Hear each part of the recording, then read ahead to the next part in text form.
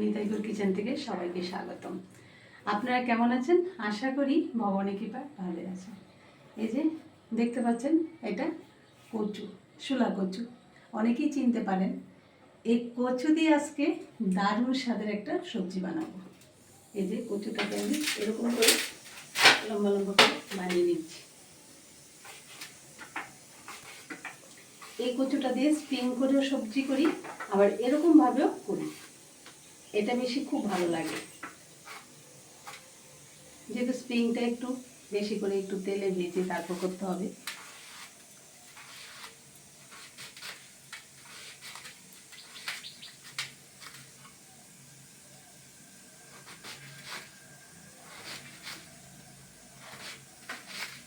এই দেখুন বানিয়ে নিচ্ছি এরকমভাবে কচুটা বানিয়ে নিচ্ছি।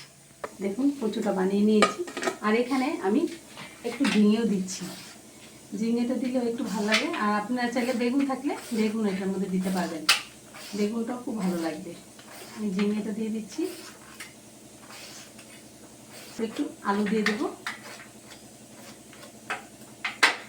আধা কাটা।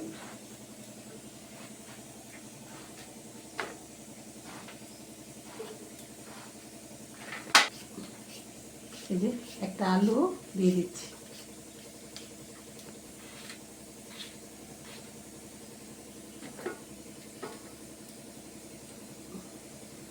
এই দেখুন, এই যে সবজিটা আলু বেগুন ঝিঙে দিয়েছি, বেগুন না সরি ঝিঙে আর আলু আর শুলা কচু দিয়েছি।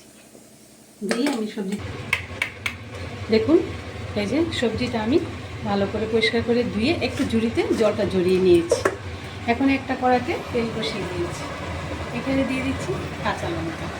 আমি বেশি এটা কোনো মশলায় বেশি একটা দেবো না, একটু লঙ্কা দিয়ে। এখানে যেহেতু কচু এই জন্য আমি 4টে লঙ্কা দিচ্ছি। ঝালটা আপনারা পছন্দ মতো করে নিতে পারেন, কম বেশি। ফোড়নে দিয়ে দিচ্ছি কালো জিরে, আর দিয়ে দিচ্ছি লঙ্কাটা আর কালো জিরাটা ভালো করে ভেজে নিচ্ছি। দিয়ে দিচ্ছি সবজি।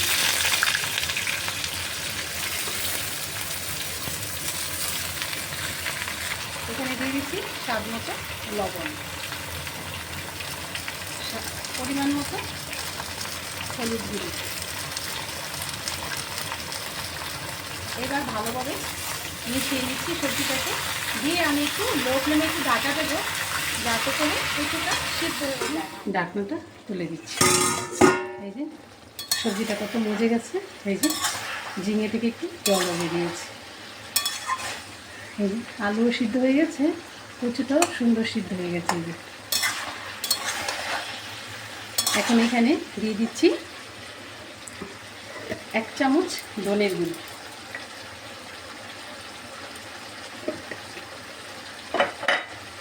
ভালোভাবে মিশিয়ে নিচ্ছি।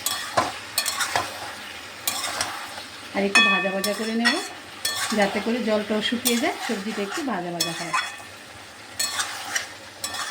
আমি কালারের জন্য 1 চামচ কাশ্মীর লঙ্কা দিয়ে দিলাম। এটা অপশনাল, দিলে হবে না দিলে হবে। অনেক সময় দেখা যায় একটু কালার হলে সবজি বাচ্চারা একটু পছন্দ করে, তার জন্য আমি এই কাশ্মীর লঙ্কাটা দিয়েছি। আমি এখানে অল্প একটু চিনি দিয়ে দিচ্ছি। একটু চিনিটা দিলে কি হয়, একটু স্বাদটা ব্যালেন্স আসে, খুব সুন্দর।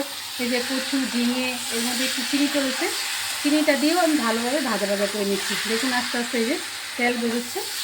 যত সুন্দর ভাজা ভাজা হয় সবজিটা, ততই টেস্ট হয়। দেখুন ভাজা ভাজা হয়ে গেছে একদমই। এখন আমি এখানে জল দিয়ে দিচ্ছি।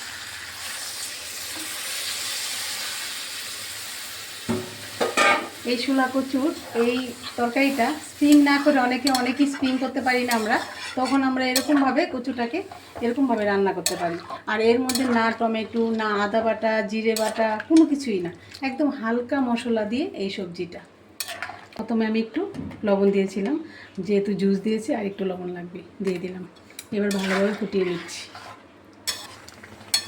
দেখুন এই যে সবজিটা হয়ে গেছে, একদম রেডি হয়ে গেছে। জুসটা একদম ফুটে উঠেছে, সব সিদ্ধ হয়ে গেছে সুন্দর। এখন আমি নামিয়ে দিচ্ছি। একটু মাখা মাখা রেখেছি।